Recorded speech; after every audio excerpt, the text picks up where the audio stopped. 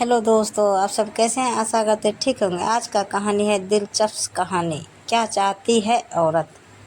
आखिर एक औरत चाहती क्या है? जवाब में एक 10,000 पन्नों की किताब दिखाई जाती है, पर सही जवाब असल में सिर्फ एक पंक्ति का है।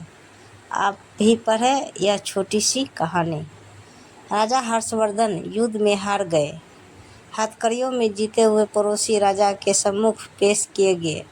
पड़ोसी देश का राजा अपनी जीत से प्रसन्न था और उसने हर्षवर्धन के सम्मुख एक प्रस्ताव रखा। यदि तुम एक प्रश्न का जवाब हमें लाकर दे दोगे तो हम तुम्हारा राज्य लौटा देंगे, अन्यथा उम्र कैद के लिए तैयार रहें।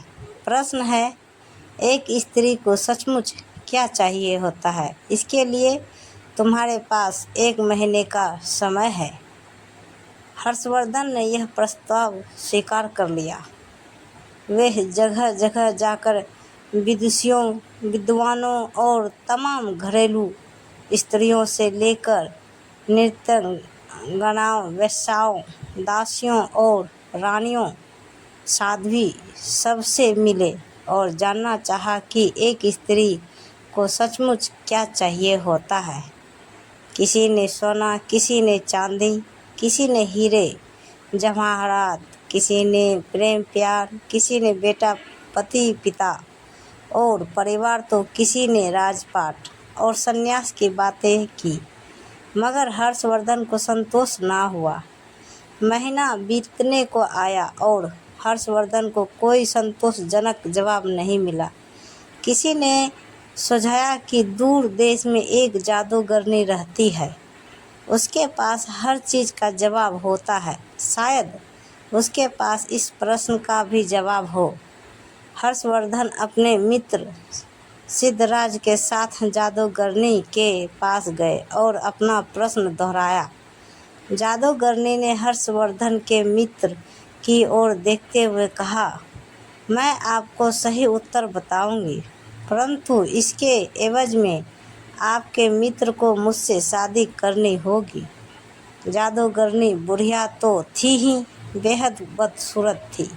उसके बदबूदार पोपले मुंह से एक सरा दांत छलका।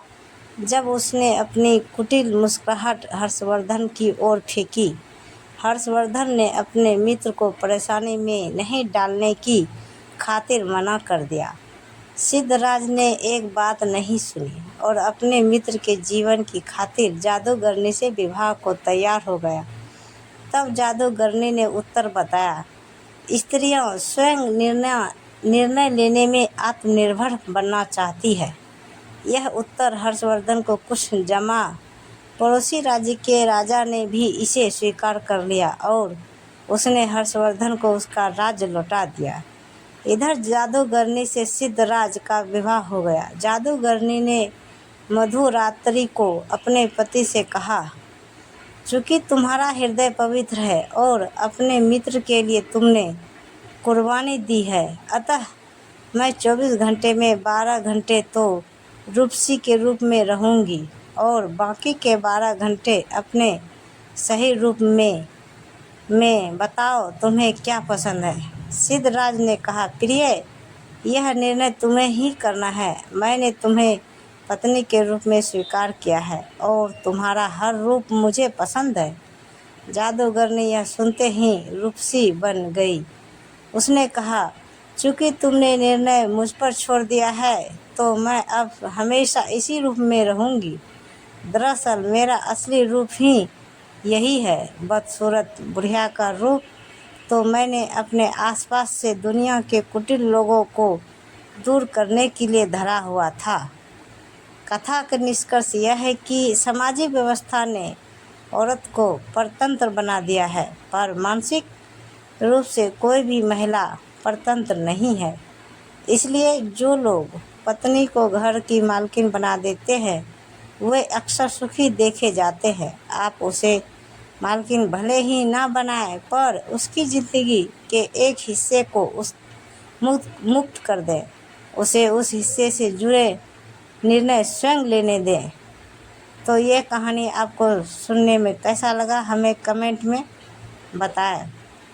और ऐसे ही वीडियो देखने के लिए हमारे चैनल को सब्सक्राइब करें और वीडियो को लाइक ज़रूर करें। धन्यवाद। तो मिलते हैं गाइस अगले वीडियो के साथ। तब तक बाय बाय गाइस।